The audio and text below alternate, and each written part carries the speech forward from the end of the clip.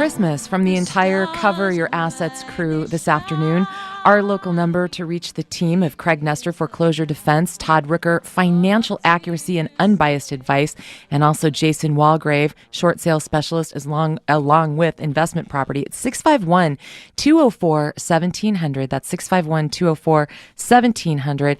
And CoverYourAssets21.com online for more information. So, guys, we've been having a rousing discussion here with Jesse Keybort of Daniels and Wymore today. And Jesse, based on some of the material that we went over with you in the last segment, with the state legislature convening, you were just talking about the need for some laws to change. You need some support to help the homeowner to get more done on behalf of people that may have very well been wronged in the process. What should people be calling or writing to their lawmakers about? Well, I think we need to get rid of this idea of mirrors is good enough. I don't think it is. I don't think that you can have a bunch of backdoor deals. Mears was invented by lenders. It was a corporation that is built by nobody else but lenders for them to have a fast-track way to transfer mortgage loans and servicing rights.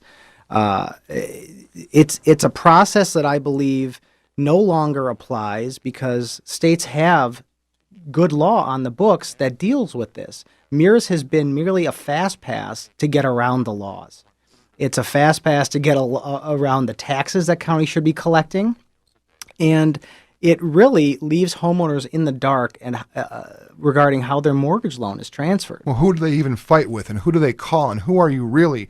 Are you really the person that has my loan, or are you a debt servicer? Who are you in this, and who are you coming after my house? And what happens is people sign the documents, and we've all been through mortgage closings. They're a little bit intimidating as far as the level and the depth of the paperwork, and we just want the keys and the money, and sign here, sign here, sign here. But the documents are the key to this, aren't they, Jesse? They are. The documents should tell the story. The documents should be the last line of defense for you. It should absolutely spell out what your rights are, what their rights are, what your obligations are, what their obligations are. They are legal contracts. Yeah. This is the Achilles heel of the lenders. See, we talked about how they ran roughshod, using Mears to circumnavigate law and taxes. What do you think the loan documents are like? I mean, there was no loan document police at your closing. They did what they wanted to in the face of state law and other compliance laws federally, and we can hold them accountable to that standard.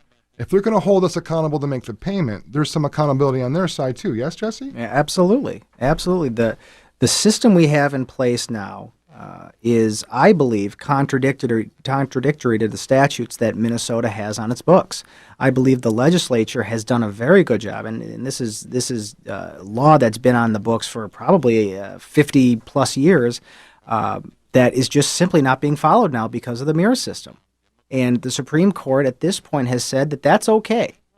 I don't believe it's okay, because if it was okay, the legislature would have gotten rid of that law. Well, and Massachusetts doesn't think it's okay, and Nevada doesn't think it's okay, and California's leaning over. And right, isn't this how this happens? Minnesota's kind of behind the coast in precedent? I believe that Minnesota is not one of those states that's going to be the activist state. They're not going to make case law. They're not going to make history. They're going to wait for another state to do it, very similar to theirs. California has more lawsuits pretty much than any other state. A lot of law comes out of their lawsuits. Minnesota has legislation similar to California's, but it's just not as advanced as being progressive. And Minnesota will eventually change once enough voices are heard. And that's what we need. That's probably the biggest thing you can take away, is just scrutinizing things in a greater way. California's got deed of trust in their state, which can change things dramatically. Having said that, the fact that these things are being scrutinized, and as Jesse said, it's not just, well, hey, we're just going to give you a free pass. It's the way we've done it in the past. It's the way we'll just keep doing it. That change alone to say, no, wait a minute. Let's actually look at this and see if it was done wrong in the past. That certainly doesn't make it right today. And to have somebody say stop and look at that means the more states who start looking at it in this light, you're going to have, I suspect, a bit of a falling in as you go forward, where a state will literally become the minority and they have no choice but to look at things more carefully, just out of the pressure of the lawsuits that are taking place throughout the country. Do you think that's accurate, Jesse? Well, I think there are some states that enjoy being that minority. I really do. There are states out there that every other state will pass a law saying the sky is blue, and they will be the one state that says, no, it's not, idiots, it's red. And they'll stick to it. But I think that Minnesota is not that state. Minnesota is the state that if they see enough good case law and enough good reasoning, because we have very smart lawyers and a very smart bench and bar in this state, if they see enough good legal reasoning for laws that are very similar to ours, you're going to get the change. You're going to get the change. And it's not only, Jason, I know now that you use a law firm in your short sales. And before, these conversations were had just with the realtor. Now you've gone to a different level and brought in a legal capacity in the short sales, yeah? Well, I'll give you a good example. I talked to a new client a couple days ago, and they had called up. They're in a situation where they had been relocated out of state. They're upside down $400 to $500 a month on the house that they have here. It's they have it rented out. It's they're trying to make it work.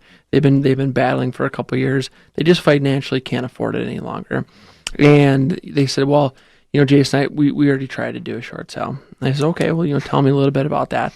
Well, it was with our family realtor that sold us the house and our parents the house, and they tried to get it done for us. I said, well, do they do short sales? Well, I don't think that they've ever done a short sale before. But they've been in the business for 30 But years. they've been in 35 years. I think. Well, they've got those continuing education credits. Right. It's so critical if you're a homeowner to have representation from a law firm, to work with with Jesse, for example, to be teamed up with not only a real estate team that are experts in short sales, but are partnered with a law firm that can help with the legal battle, because it is a battle. It's a legal battle. It is.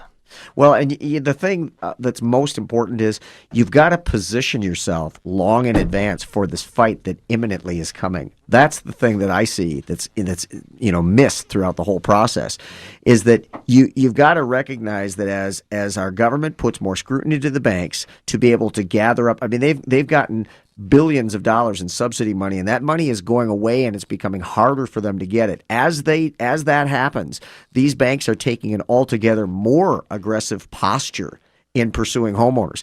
I just had a client who, within 60 days of being delinquent, many people, when they try to get a loan modification or when they try to go do a short sale, they're going to stop missing their payments. Right or wrong, they're going to do that. Well, typically in the old days, you would see a second mortgage company who would follow the foreclosure timeline just like the first position lender, because they were collateralized against the value of the home, meaning the home was worth enough that when it was sold, it would pay the first and the second mortgage. Today, second mortgage companies are acting as though they're unsecured creditors, not following the foreclosure timeline and going directly after the person. I saw a lawsuit come from one of our favorite debt collection law firms here in the Twin Cities be transferred by one of the banks here in the Twin Cities within 60 days of default on a second mortgage. We had a lawsuit going 60 days on a second mortgage.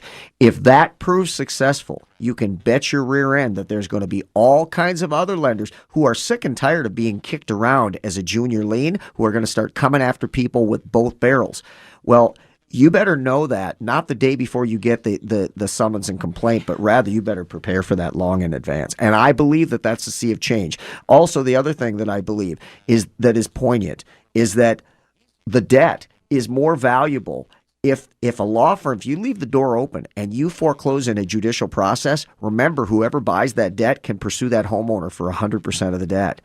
And tell you what, even if a lender doesn't want to incur all the legal costs to pursue a judicial foreclosure, most of them aren't foreclosing even in a non-judicial process along the typical timeline anyway. So if we can foreclose in a judicial process, we can go after more money in the future when the homeowner and the economy recovers. And there's lenders who are doing that. You're missing one point. Yeah. They can not only recover 100% of the debt, they can recover their attorney's legal fees. fees. Yeah, and there's no such thing as excessive legal fees. Hey, man. Not as far as some of us are concerned. So let's go ahead and just quick, Jesse Keybort from Daniels and Wymore, give us your contact information today if anybody would like to get in touch with your office this coming week. Absolutely. My office, which is a direct line, and you don't have to talk to my secretary, even though she's a great woman. My direct line is 763-201-1215. One more time. 763-201-1215. Okay, and this has been another Christmas, well, the first Christmas edition, actually, of Cover Your Assets, CYA21.com. All week long, meet the team, submit your questions, request for the Financial Crisis Bible. That's free.